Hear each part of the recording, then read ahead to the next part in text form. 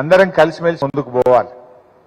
నిజానికి జంట నగరాల ప్రజలు, పట్టణ ప్రజలు బీఆర్ఎస్ పార్టీకి బ్రహ్మరథం పట్టిండ్రు. అన్ని సీట్లు గెలిచినాం. కానీ గ్రామీణ ప్రాంతాల్లోనే కొంత మనకు ఇబ్బంది జరిగింది. సరే, దాని మీద పార్టీ సమీక్ష చేసింది. ఏం జరిగింది అంటే చెప్పినారు, కొన్ని సూచనలు వచ్చినాయి. అరే బంధులు పెట్టిండ్రు అన్న, ఈ దళిత బంధు బీసీ బంధు కొంత మా ఊర్లలో పరిశాన్ చేసింది. లేకపోతే గా రుణమాఫీ మొత్తం అయ్యేది ఉండే, గా ఇండ్లు జల్ది ఇచ్చేది ఉండే, ఇట్లా కొన్ని మంచి సూచనలు అయితే వచ్చినాయి. సరే, తప్పకుండా ఒక పార్టీ, ఒక రాజకీయ పార్టీ ఆత్మవిమర్శ చేసుకోవాలి. మన ఇంట్లోనే ఒక కుటుంబంలో ఏదైనా పొరపాటు జరిగితే పెద్దలం కూర్చుంటాం, మాట్లాడుకుంటాం, సరి చేసుకుంటాం, ముందుకు పోతాం. అట్లే ఒక రాజకీయ పార్టీ కూడా అన్ని కూడా ఆలోచన చేసుకోవాలి. చేసుకోవడమే ఒప్పు, చేసుకోకపోతే తప్పు కదా. అందులో మనమేం మొహమాట పడాల్సిన అవసరం లేదు. నిజానికి ఒక రాజకీయ పార్టీకి ఎప్పుడు విజయాలే ఉండవు. డెఫినెట్గా విజయాలు ఉంటాయి, అపజయాలు ఉంటాయి, పూల బాటలు ఉంటాయి, ముళ్ళ బాటలు ఉంటాయి. ఇవేమీ మన బీఆర్ఎస్ పార్టీకి కొత్త కూడా కాదు. పార్టీ పెట్టినాడు మనం సిద్దిపేటలో అద్భుతమైన విజయం సాధించిన ఉప ఎన్నికలో, మెదక్లో పోతే ఓడిపోయినాం రెండవ ఉప ఎన్నికలో. అట్లనే 2004లో కేంద్రంలో చేరినాం, రాష్ట్రంలో చేరినాం. కానీ అప్పటి కాంగ్రెస్ ప్రభుత్వం పట్టించుకోకపోతే రాజీనామాలు చేసి మళ్ళా ఉద్యమాలు చేసినాం. 2009లో తెలుగుదేశంతో కలిసినాం. అనుకున్న ఫలితాలు రాలే. అంత మాత్రాన మనమేమీ అయ్యో రాలేదు అని ఆగిపోలేదు, రాలేదు అని కుంగిపోలేదు, అయ్యో భవిష్యత్తు లేదు అని బాధపడలేదు. ధైర్యంగా కొట్లాడినాం, ముంగడికి పోయినాం, తెలంగాణ రాష్ట్రాన్ని మనం సాధించినాం. అట్లనే ఇప్పుడు కూడా అయ్యో ఓడిపోయినామని బాధపడాల్సిన అవసరం లేదు. తప్పకుండా భవిష్యత్తు మళ్ళీ మన బీఆర్ఎస్కే ఉంటుంది. ఇది ఒక స్పీడ్ బ్రేకర్ లాంటిది. ఓ స్పీడ్ బ్రేకర్ వస్తే బండి స్లో అవుతుంది, దాటంగానే మళ్ళీ పికప్ అందుకొని వేగంగా ముందుకు సాగుతుంది. అట్లే మనకు కూడా మంచి భవిష్యత్తు ఉంటుంది. ఇలా వాళ్ళు చాలా అబద్ధాలు మాట్లాడిండ్రు. అరే రే ఒక్కటి కాదు, మన తెలంగాణలో సామెత ఉంటుంది, నిజం గడప దాటక ముందే అబద్ధం ఊరంతా జుట్టేస్తుందట. ఇలా కాంగ్రెస్ వాళ్ళు అబద్ధాలు అట్లా జుట్టొచ్చినాయి కొద్దిగా. కాకపోతే పట్టణ ప్రజలు తెలివైన వాళ్ళు, విజ్ఞత కలిగిన వాళ్ళు, మీలాంటి మంచి కార్యకర్తలు ఉన్నారు, మీరు అన్ని అర్థం చేయించే ప్రయత్నం చేసిండ్రు. వీళ్ళు ఏం చెప్పిండ్రు, వాళ్ళు ఒక అబద్ధం కాదుగా మన మీద దుష్ప్రచారం చేసిండ్రు. ప్రజలకు కూడా ఓ అడ్డగోలు హామీలు ఇచ్చిండ్రు.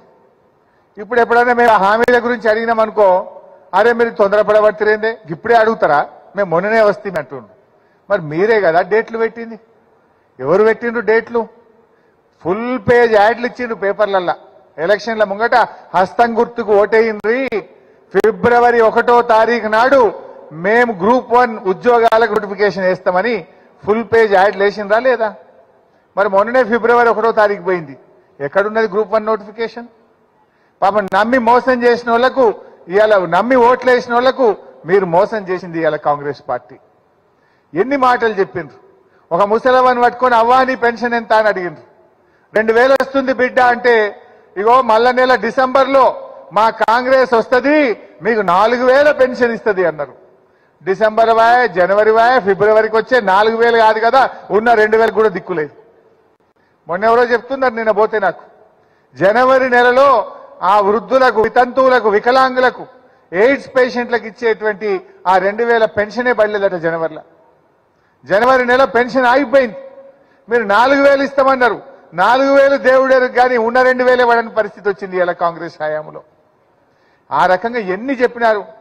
రైతు బంధు, అరే మేము వస్తే 15,000, బీఆర్ఎస్ వస్తే 10,000 అని చెప్పిండ్రు. మరి ఇలా మీరు వచ్చిండ్రు ఏవి 10,000? 10,000 లేవు, 15,000 లేవు, పాత 10,000 కూడా లేవు. పడుతున్నాయా రైతు బంధు? ఇవాళ రైతులందరూ కళ్ళలో ఒత్తులు వేసుకొని చూస్తున్నారు. ఇవాళ 3 ఎకరాల దాకా కూడా ఇంకా ఇప్పటికీ రైతు బంధు పడని పరిస్థితి వచ్చింది. ఈ రకంగా అనేక విషయాలు. వడ్లు అమ్ముకోకండి, మేము వస్తున్నాం, రాగానే బోనస్ ఇస్తాము అని చెప్పిండ్రు. ఇక బ్యాంకులో పోయి అప్పులు తెచ్చుకోండి, డిసెంబర్ 9వ తారీఖు నాడు 2 లక్షల రూపాయలు అప్పు మాఫీ చేస్తామని చెప్పిండ్రు. మరి డిసెంబర్ 9 పోయి జనవరి 9 అయింది. జనవరి 9 పోయి రేపో మాపో ఫిబ్రవరి 9 రావట్టే. 2 లక్షల రుణమాఫీ అంటే మీరే డేట్లు పెట్టింది. ఇవాళ మేము తొందరపడతలేము. మీరు ప్రజలకు డేట్లు పెట్టి బాండ్ పేపర్లు రాసిచ్చారు. ఇంకా వీళ్ళ నమ్మకపోతే బాండ్ పేపర్ ఎవరు రాసిస్తారు? నమ్మకం కుదరకపోతే బాండ్ రాసిస్తారు, నోటరీ రాసిస్తారు. వీళ్ళు లాస్ట్కు తెలంగాణ ప్రజలకు నోటరీలు ఇచ్చిండ్రు, బాండ్ పేపర్లు ఇచ్చి కూడా ఖచ్చితంగా గెలవాల్సినటువంటి అవసరం ఉంది. ఎట్టి పరిస్థితుల్లో కూడా అయ్యో ఏమైతుందని మనం అనుకోవద్దు. మనం రేపు ఢిల్లీలో తెలంగాణ గలం విప్పాలన్నా, ఈ కాంగ్రెస్ పార్టీ మెడలు వంచాలన్నా మనం ఎంపీ సీట్ గెలవాల్సినటువంటి అవసరం ఉంది.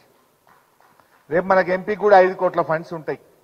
మన కార్యకర్తలకు ఏదైనా చిన్న చిన్న వర్క్స్ ఉన్నా, ఏదన్నా మీరు ప్రజలకు ఇచ్చిన కమిట్మెంట్ ఉన్నా మనం చేసుకోవడానికి మనకు అవకాశం ఉంటుంది. అందువల్ల 7 ఎమ్మెల్యేలు మనమే ఉన్నాం, కానీ ఎక్కడ కూడా నిర్లక్ష్యంగా ఉండద్దు. సుధీర్ అన్న కోసం ఎంత కష్టపడ్డారో, సుధీర్ రెడ్డి గారి గెలుపు కోసం అందరూ కలిసి ఏ రకంగా మీరు ప్రయత్నం చేసిండ్రో, రేపు మల్కాజ్గిరి ఎంపీ సీట్ కోసం కూడా మనందరం కూడా కలిసి పనిచేయాల్సినటువంటి అవసరం ఉంది. ఇది మనకు చాలా ముఖ్యమైనటువంటిది, మన భవిష్యత్తు. దీని తర్వాత వెంటనే ఏమైతుంది, మీకు లోకల్ బాడీ ఎలక్షన్లు వస్తాయి, కార్పొరేటర్ ఎన్నికలు. ఇలా ఇంకో మంచి ఉదాహరణ చెప్పి నేను ముగిస్తే ఎక్కువ టైం తీసుకోను.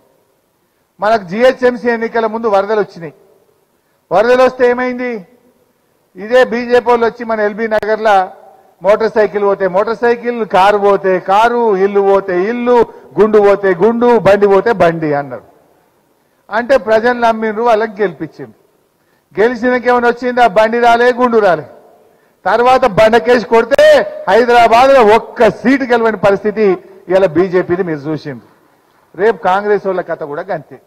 ఏం చెప్పిండ్రు కాంగ్రెస్ వాళ్ళు, ఇక 2 లక్షల రుణమాఫీ, 15,000 రైతు బంధు, అక్క చెల్లెళ్లకు 2,500, 4,000 ఆసరా పెన్షను, తులం బంగారము, ఇవన్నీ ఇస్తారని ఇలా ఓట్లేసిండ్రు. రేపు ఇవి రాలేదనుకో, మొన్న బీజేపీని ఎట్లా బండకేసి కొట్టిండ్రో రేపు కాంగ్రెస్ పార్టీని కూడా అదే విధంగా బండకేసి కొట్టే రోజులు దగ్గరలోనే ఉంటాయి. అది రేపు మీ కార్పొరేట్ ఎన్నికల్లో మీకు లాభం అవుతుంది. రేపు మీరు కార్పొరేటర్లు గెలవగలుగుతారు ఈజీగా. ఇంకో 1-2 ఏళ్ల టైం ఉన్నది మనకు. అప్పటి వరకు వీళ్ళ సంగతి అంతా బయట పడదా? రేపు ఏ ముఖం పెట్టుకొని వస్తారు వీళ్ళు? తులం బంగారం ఇవ్వకుండా, 2,500 ఇవ్వకుండా, 4,000 పెన్షన్ ఇవ్వకుండా గల్లీలకు వస్తారా వీళ్ళు? రాణిస్తారా ప్రజలు వీళ్ళను? ఆ రోజు కూడా ఎక్కువ దూరం ఏం లేదు. అందువల్ల భవిష్యత్తు తప్పకుండా మనకే ఉంటుంది. ఈ టైంలో కొంచెం మనం ఇంకా గట్టిగా పనిచేయాలి, పట్టుదలతో పనిచేయాలి. మనం బౌన్స్ బ్యాక్ అయ్యేటట్టుగా రేపు పార్లమెంట్ ఎన్నికల్లో కూడా మనం గట్టిగా ప్రయత్నం చేయాలి. బీజేపీ వాళ్ళు కూడా వస్తున్నారు, అక్షింతలు తెస్తున్నారు, తప్పకుండా తీసుకుంటాం. మనం కాదా రాముని భక్తులం? మనం అందరం రాముడి భక్తులమే. మన కేసీఆర్ కూడా అద్భుతంగా యాదాద్రి లక్ష్మీనరసింహస్వామి దేవాలయం కట్టలేదా? యజ్ఞం చేయలేదా? హోమం చేయలేదా? కానీ మనం దాన్ని రాజకీయాలకు వాడుకోలేదు. దేవుడు అంటే అత్యంత పవిత్రమైనటువంటిది. మా దేవుడి దగ్గర పార్టీలు ఉండవు, రాజకీయాలు ఉండయి. దేవుడు అందరికీ సమానమే. మనం కూడా దేవుణ్ణి పూజిస్తాం, దేవాలయాలు నిర్మించాం, యజ్ఞ హోమాలు చేసినాం, కానీ ఎప్పుడు రాజకీయాలు చేయలేదు. మనం రాజకీయం డిఫరెంట్, దేవుడు అందరికీ సమానం, దేవుడు అందరి వాడు. అందువల్ల మన దేవుడి గురించి ఎప్పుడు రాజకీయాలు చేయలేం మనం. అందువల్ల మనము తప్పకుండా రాముణ్ణి పూజిస్తాం, రాముణ్ణి ఆరాధిస్తాం, కానీ అంత మాత్రాన రాజకీయాలు మాత్రం ఒప్పుకోం. డెఫినెట్ గా రేపు వాళ్ళకు కూడా మనం చైతన్యం తేవాలి. రేపు ఈ రాష్ట్రం సుభిక్షంగా ఉండాలంటే, రాష్ట్ర హక్కులు కాపాడాలంటే, రాష్ట్ర ప్రయోజనాలు కాపాడాలంటే, ఈ కాంగ్రెస్ మెడలు వంచి హామీలు అమలు జరగాలంటే మన బీఆర్ఎస్ పార్టీ గెలవాలి అని చెప్పి మీరందరూ కూడా ప్రజల్లో ఎక్కడికక్కడ చర్చ పెట్టండి. కొంతమంది అంటుండొచ్చు, అన్నా మీరు ఢిల్లీలో మీ గవర్నమెంట్ లేదు, రాష్ట్రంలో లేదు కదా అని మాట్లాడతారు.